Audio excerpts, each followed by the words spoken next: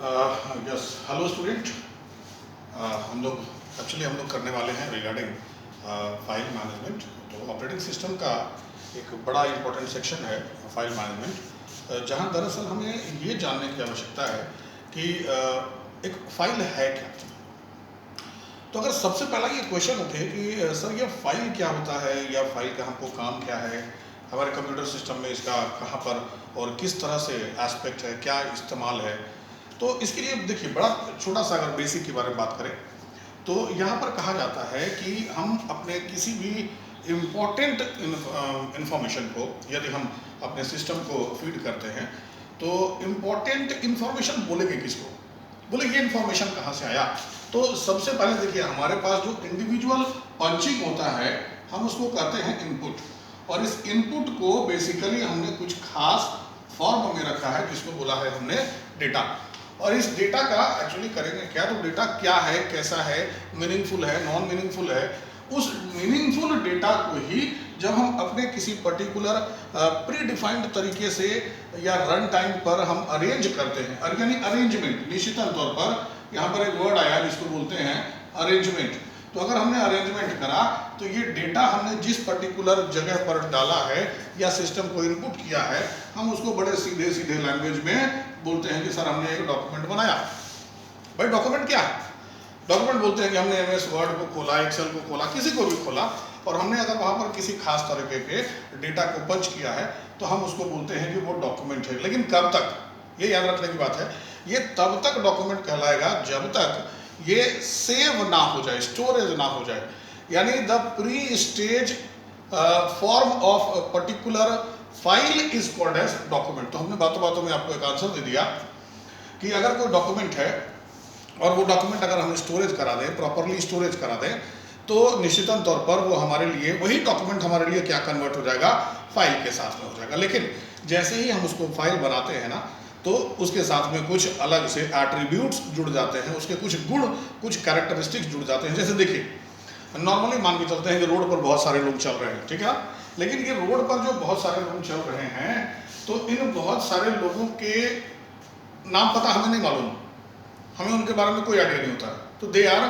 Some kind of unknown identity. तो likewise ये जो डेटा वगैरह जो हम डाल रहे हैं, शुरुआत में जब ये डाला गया था, जब दिया गया था, उस वक्त ये हमारे लिए अननोन क्वांटिटी थे। लेकिन फिर धीरे धीरे हमने उनको नामकरण करना शुरू कर दिया, नेमिंग उनका इस्तेमाल कर दिया। तो जैसे ही हमने उसको पर्टिकुलर नेमिंग फॉर्मेट में डाल दिया, तो अब जो बाहर में जो बच्चा था मेरे पास, वो बच्चा जब मेरे क्लासरूम में आ जाता है तो उसका एक नाम हो जाता है, नाम तो पहले भी था बट अब उसका एक नाम हो जाता है, नाम के साथ में उसका एक रोल नंबर जुड़ जाता है, एक क्लास जुड़ जाता है, सेक्शन जुड़ जाता है, स्ट्रीम जुड़ जाता है, कॉलेज जुड़ जाता है, फैकल्टी जुड़ जाता है। तो ये जो बहुत सारी चीजें जो जुड़ गई, ये दरअसल आपके नाम देने के कारण से जुड़ी। अब जरा सा देखिएगा यहाँ पर गौर से, हमने वो इनपुट करा, ये इनपुट में क्या दिया, डेटा, डेटा को किस फॉर्म में हमने पंच किया है, तो डॉक्यूमेंट के फॉर्म में। यही डॉक्यूमेंट आप देखिए यहाँ पर आ रहा है, हमने बेसिकली क्या देना है, तो हमने देना है इंफॉर्मेशन। हमने जो डेटा दिया वो किस फॉर्म में, इंफॉर्मेशन, कुछ खास हम बात बता रहे हैं, तो इंफॉर्मेशन उसको हमने कहाँ पंच किया, डॉक्यूमेंट में। डॉक्यूमेंट को जैसे ही हम नेम्ड करेंगे, यानी आपको देखिए यहाँ पर क्या करना होगा, दरअसल आपको यहाँ पर स्टोरेज करना होगा, और जैसे ही उस डॉक्यूमेंट का स्टोरेज आप करोगे तो आपसे क्या पूछेगा, आपसे मांगेगा कि आप उसको स्टोर कहाँ करना चाहते हो, do you have any specific location, या आपका कोई चॉइस्ड लोकेशन है, जैसा भी है तो आपको ये बताना पड़ेगा। तो वो स्पेसिफिक लोकेशन, चॉइस्ड लोकेशन को बताने के लिए हमें क्या करना पड़ेगा, उस पर्टिकुलर सेविंग के बाद क्या बदल जाएगा, फाइल हो जाएगा, तो उस पर्टिकुलर फाइल का हमें क्या डिक्लेयर करना पड़ेगा, पाथ। यानी ये पाथ क्या है, तो इसको देखो, कतई कंफ्यूजन की जरूरत नहीं। पाथ का मतलब क्या है, फ्रॉम द स्टार्टिंग पॉइंट, कहां से हम शुरू कर रहे हैं, वहां से उस फाइल तक के पहुंचने का जो रास्ता होगा वो हमारे लिए पाथ होगा। चलो एक एग्जांपल के तौर पर, हमने अपने सिस्टम को ऑन किया तो हमको सिस्टम के पास कुछ, सिस्टम पे कुछ आइकॉन्स नजर आए। जैसे उन आइकॉन्स में एक आइकॉन्स नजर आया माई कंप्यूटर है, ठीक है। जब हमने उसको डबल क्लिक करा तो हमने पाया कि उसमें बहुत सारा ड्राइव्स का नाम हमको दिखा रहा है, like C drive, D drive, E drive. हमने क्या किया, डी ड्राइव को क्लिक करा और डी ड्राइव में जाकर के किसी एक फाइल को हमने बना दिया। तो हमने स्टार्ट कहाँ से किया भाई, हमने स्टार्ट किया डी ड्राइव से, और उस डी ड्राइव के अंदर में कोई फोल्डर भी बनाया है क्या, उसके अंदर में कोई फोल्डर है क्या, उसके अंदर में फाइल है, जैसा भी है वो सारा कुछ अगर हम शुरुआत से लेकर के लास्ट तक मेंशन कर दें तो वही हमारा हो जाता है पाथ। तो दिए गए फाइल का सबसे पहले हमें पाथ डिक्लेयर करना पड़ता है और ये काम आपके लिए आपका सिस्टम कर देगा। तो आपने पाथ डिक्लेयर कर दिया, अब इमीडिएटली आपके उस फाइल का एक टाइप होना चाहिए। तो टाइप किसको बोलते हैं? कहते हैं कि फाइल का तो वैसे बहुत सारा टाइप है, लाइक एक सिंपल फाइल, कॉमन फाइल, जो एक जनरल फाइल जो कि यूजर बनाता है। अब ये यूजर ने जो बनाया ये एक सिंपल फाइल कहलाया, लेकिन क्या इसके भी कुछ वैरायटीज हैं? हाँ, इसके भी बहुत सारे वैरायटीज हैं। लाइक वो टेक्स्ट फाइल है, लाइक वो जेपीईजी फाइल है, लाइक वो कुछ बीएमपी फाइल है, किसी भी तरह का फाइल हो सकता है। बट बेसिकली अगर हम इसको देखें कुछ इस तरह से कि हमारे इस फाइल का क्या कोई स्पेसिफिक अलग से कोई टाइप्स है? बोले हाँ सर, इसका अलग से कुछ टाइप्स भी है। अब वो टाइप्स में क्या हो सकता है? तो हमने यहाँ पर जैसे बोला कि हम अपने फाइल में क्या करेंगे, तो फाइल में हम सिर्फ वहाँ पर टेक्स्ट लिखेंगे बहुत सारा, तो हमारे लिए टेक्स्ट फाइल होगा। बोले जैसे हम लोग प्रोग्रामिंग वगैरह करते हैं तो वहाँ पर हम अपने लिए कुछ ऑब्जेक्ट डिफाइन करते हैं, डिक्लेयर करते हैं, तो हमारे लिए एक ऑब्जेक्ट फाइल टाइप से हो सकता है। तो टेक्स्ट फाइल हो सकता है, ऑब्जेक्ट फाइल हो सकता है, या प्रोग्रामिंग के सोर्स कोड वगैरह को अपने में स्टोरेज करने के लिए, होल्ड करने के लिए सोर्स फाइल हो सकता है। इसी प्रकार से अब कुछ पर्टिकुलर फाइल्स का नेचर ऐसा होता है जो बैकअप रखने के लिए जिम्मेदार होते हैं, या सिर्फ जो एग्जीक्यूट करने के लिए जिम्मेदार होते हैं, या जो सिर्फ इमेज बना करके रखते हैं। तो हमें उस चक्कर में नहीं पड़ना है कि फाइल के कितने टाइप्स होते हैं।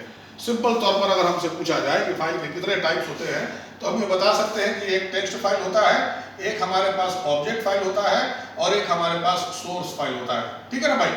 तो ये तीन प्रकार का जो फाइल है इनको हम यहाँ पर इस्तेमाल करने वाले हैं, यानी हम अपने काम के लिए यूज करने वाले हैं। अब सवाल है कि बेसिकली ये फाइल मैनेजमेंट हमारे किस काम का है, या हमको करना क्या है इस फाइल मैनेजमेंट में? तो देखिए, ऑपरेटिंग सिस्टम का एक बहुत बड़ा रोल है।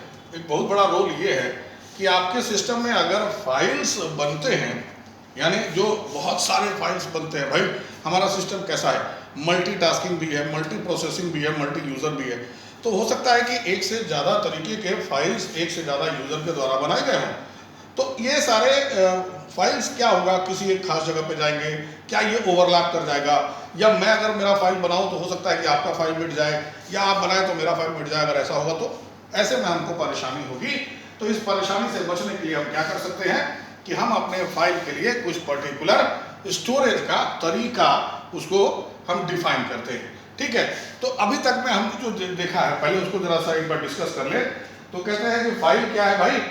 तो file is the stored version of a document. We can say a file is nothing but the collective arrangement of a data given in a particular manner. फिर से कुछ कोई नाम अलग से नहीं दिया, कुछ खास हमने नहीं बोला। हमने बोला वो सारा इनपुट जो हमने डेटा के रूप में दिया है, यदि वो सारे इनपुट को हम किसी खास तरीके से अरेंज कर दें, एक पैटर्न में डाल दें, तो वो हमारे लिए मीनिंगफुल फॉर्म ऑफ डेटा हो जाएगा, अरेंज्ड फॉर्म ऑफ डेटा हो जाएगा। और इसको हम क्या बोलेंगे? तो इसको हम बेसिकली बोलेंगे कि हमने डॉक्यूमेंट बनाया है। और इस डॉक्यूमेंट बनाने के बाद हम क्या करेंगे, इसको जैसे ही सेव करते हैं तो ये हमारे लिए हो जाता है, कौन हो जाता है?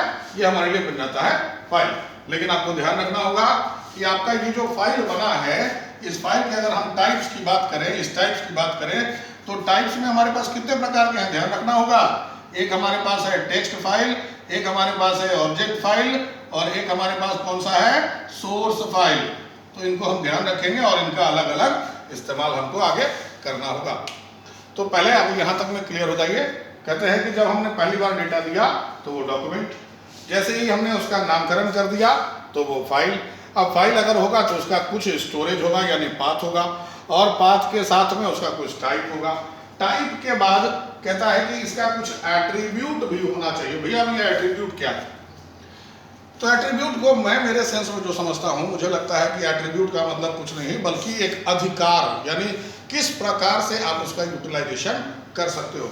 तो मेरे हिसाब से एट्रीब्यूट को जो यहाँ पर समझा जाता है कि अगर हमारे पास कोई एक फाइल है तो हम उसको कितने तरीके से इस्तेमाल कर सकते हैं। तो उसको तरीके का जो इस्तेमाल करना है उसको हम क्या बोलते हैं कि हो सकता है कि हम फाइल को जब खोलेंगे तो हम उसको सिर्फ पढ़ना चाहते हैं, ओनली रीड। या हो सकता है कि हम उस फाइल में कुछ लिखना चाहते हैं, यानी हम उसमें करेंगे राइट। या हो सकता है कि हम रीड और राइट दोनों करना चाहते हो, कुछ नया डेटा कंटेंट जोड़ना चाहते हो, तो हम उसको क्या बोलेंगे, अपेंड बोलेंगे। तो रीड, राइट और अपेंड ये 3 कॉमन मोड हैं जो कि हम अपने फाइल्स के साथ में इस्तेमाल करते हैं। ठीक है, अब यहाँ पर से अब इसके बाद हमें आगे क्या करना है, तो सबसे पहले हमें ये जानना है कि फाइल का स्टोरेज कैसे होगा, या उसका एग्जीक्यूशन कैसे होगा, या उसका एक्सेसिंग कैसे होगा। ठीक है, तो पहले यहाँ तक में हम क्लियर कर लेते हैं, उसके बाद हम लोग आगे बढ़ते हैं। ठीक है।